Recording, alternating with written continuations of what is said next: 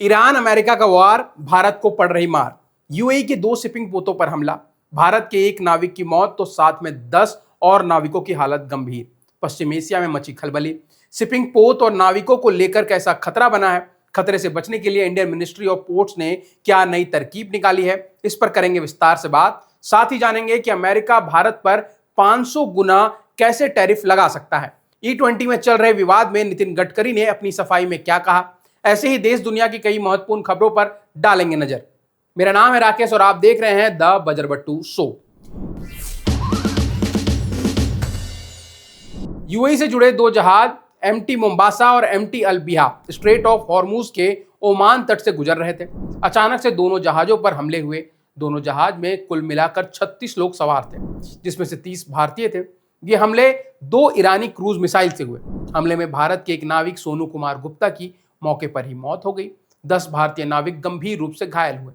Iran के Islamic revolutionary guard corps यानी कि आईआरजीसी ने इस घटना की जिम्मेदारी ली है।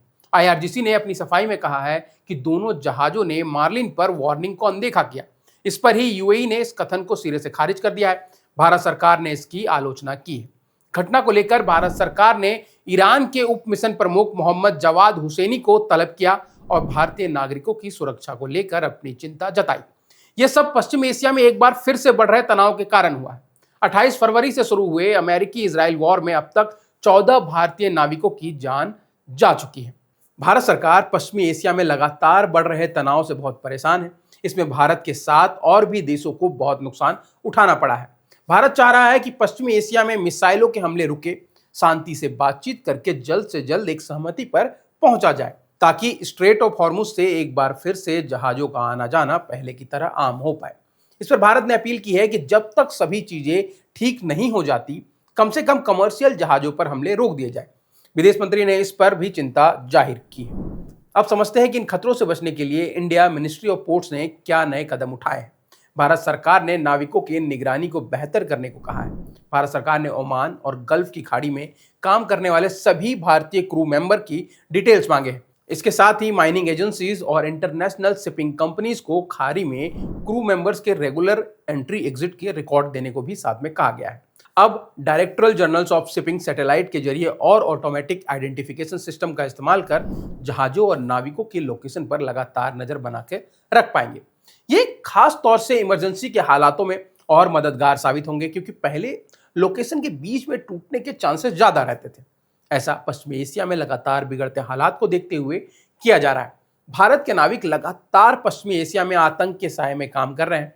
या तो नाविक मारे जा रहे हैं या फिर खाड़ी में लापता हो जा रहे हैं। उधर सरकार ने तेहरान पर भी अंतर्राष्ट्रीय जल क्षेत्र में परिचालन करने वाले नाविक जहाजों और नाविकों की सुरक्षा सुनिश्चित करने के लिए दबाव डाला है। स्ट्रेट ऑफ हॉर्मूज में जल्द से जल्द चीजों को सामान्य होना बहुत जरूरी है, क्योंकि यह जलमार्ग विश्व के सबसे महत्वपूर्ण ऊर्जा मार्गों में से एक है, जिससे वैश्विक तेल आपूर्ति का 20 से 25% का हिस्सा गुजरता है। भारत, जो विश्व के सबसे बड़े ऊर्जा उपभोक्ताओं में से एक है, इस क्षेत्र से गुजरने वाली आपूर्ति पर बहुत ज्यादा कहीं ना कहीं निर्भर है। अब बढ़ते हैं आज की द बजरबट्टू शो की दूसरी महत्वपूर्ण खबर की तरफ। अमेरिका भारत पर 500 गुना टैरिफ लगा सकता है। क्या है पूरी खबर, समझते हैं। US sanction of Russia act लेकर आने का विचार कर रहा है। व्हाइट हाउस ने भी इस पर सहमति दे दी है। अमेरिका ये सब रूस से बदला लेने के लिए कर रहा है और ऐसा करके अमेरिका रूस के ऊर्जा आय पर दबाव बनाना चाहता है और एक तरह से रूस और यूक्रेन युद्ध में जो अपनी आर्थिक क्षति हुई थी, अमेरिका उसकी भरपाई करना चाहता है। इस एक्ट के पास होने के बाद अमेरिका रूस से तेल खरीदने वाले देशों पर भारी टैरिफ लगा देगा। आपको बता दें कि पहले ही अमेरिका से व्यापार समझौते के बाद भारत ने रूस से तेल खरीदना कहीं ना कहीं कम कर दिया था। फिर भी भारत रूस से तेल खरीदने वाले सबसे बड़े खरीदारों में से एक रहा है। अमेरिकी प्रेसिडेंट ट्रंप ने कहा है कि इस पर जल्द कानून बनेगा, पर रिपब्लिकन पार्टी के कुछ नेताओं ने इस पर आपत्ति जताई है। तो फिलहाल के लिए मामला सीनेट में बहस का मुद्दा बना हुआ है। देखते हैं क्या होता है। अगर ये एक्ट पास होता है तो इसका खामियाजा भारत को कहीं ना कहीं भुगतना पड़ेगा। अब जानते हैं शो की तीसरी बड़ी खबर को। इथेनॉल ब्लेंडिंग फ्यूल को लेकर के नए बयान ने नितिन गडकरी को फिर से सुर्खियों में ला दिया है। उनका कहना है कि जो 100% शुद्ध पेट्रोल लेना चाहते हैं वो महंगी कीमत देकर उसको ले सकते हैं। उन्होंने इथेनॉल से गाड़ी में आई किसी भी प्रकार की खराबी से साफ इनकार कर दिया। उन्होंने ये भी कहा है कि भारत कच्चे तेल का एक बड़ा आयातक है। मैं केवल गन्ने से बनने वाले इथेनॉल की वकालत नहीं करता, इसकी शुरुआत तो मक्के से हुई थी। पानीपत में पराली से इथेनॉल बनाया जा रहा है, असम में बांस से और कई जगहों पर चावल से भी। और ब्राजील दशकों से इथेनॉल का इस्तेमाल कर रहा है, लेकिन वहां कभी भी कोई समस्या सामने नहीं आई है। वही इथेनॉल के कारण गाड़ियों में कई तरह की खराबी के वीडियो सोशल मीडिया पर लगातार शेयर किए जा रहे हैं। नितिन गडकरी को इसके लिए काफी ट्रोल किया जा रहा है। इसके साथ तेल कंपनियों ने तेल की क्वालिटी जांच को और भी तेज कर दिया है। Indian oil corporation, Bharat petroleum, Hindustan petroleum इसमें आगे है। हाल ही में आईआईटी कानपुर के इंजीनियर्स ने इस मामले की गहन जांच की है और इथेनॉल ब्लेंडिंग फ्यूल से गाड़ी में किसी भी तरीके की टेक्निकल इशू, इंजन में जंग लगना या किसी भी दिक्कत से साफ इनकार कर दिया है। जांच के बाद उन्होंने पाया कि ये सब दिक्कतें खराब रोड, गाड़ियों को ठीक से सर्विसिंग नहीं मिल पाने के कारण हो रही है। अब सवाल है कि सच कौन बोल रहा है, वो जो इसे बेच रहे हैं या वो जो इसका इस्तेमाल कर रहे हैं। तेल कंपनियों की जांच इस सब का खुलासा कर ही देगी।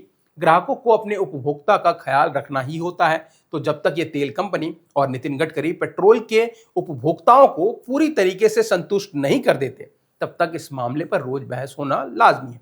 अब आज देश में घटे महत्वपूर्ण खबरों पर नजर डालते हैं। जंतर मंतर पर 18 दिनों से अनशन कर रहे सोनम वांगचुक का अनशन खत्म कराने के लिए दिल्ली हाईकोर्ट में एक पीआईएल दायर की गई है। याचिका में कहा गया कि यदि सोनम वांगचुक अनशन करते हुए मर गए तो यह देश दुनिया के लिए शर्मनाक बात होगी। बागेश्वर धाम के धीरेन्द्र कृष्ण शास्त्री के छोटे भाई पर युवक से मारपीट और गोली चलाने का आरोप लगा है। अपने भाई सालिग्राम पर लगे आरोपों पर धीरेन्द्र शास्त्री ने सफाई दी है। उन्होंने कहा कि मैंने सालिग्राम के बारे में 3 साल पहले ही बता दिया था कि अब मेरा उससे कोई संबंध नहीं है। असल में मेरा अपने परिवार से भी कोई नाता नहीं है। पूरी दुनिया ही मेरा परिवार है, पूरा समाज ही मेरा परिवार है। उन्होंने उस पर उचित कार्रवाई करने को कहा है। सालिग्राम ने भी खुद कुछ समय पहले वीडियो जारी करके सफाई दी थी कि उनका धीरेन्द्र कृष्ण शास्त्री से नाम नहीं जोड़ा जाना चाहिए। तो आज की द बजरवट्टू शो में इतना ही। अगर आपको हमारा ये शो पसंद आ रहा है तो आप हमारे चैनल को सब्सक्राइब भी कर लीजिए। बाकी मिलते रहेंगे सोमवार से शुक्रवार तक। मिलते हैं अगले वीडियो में, तब तक के लिए नमस्कार।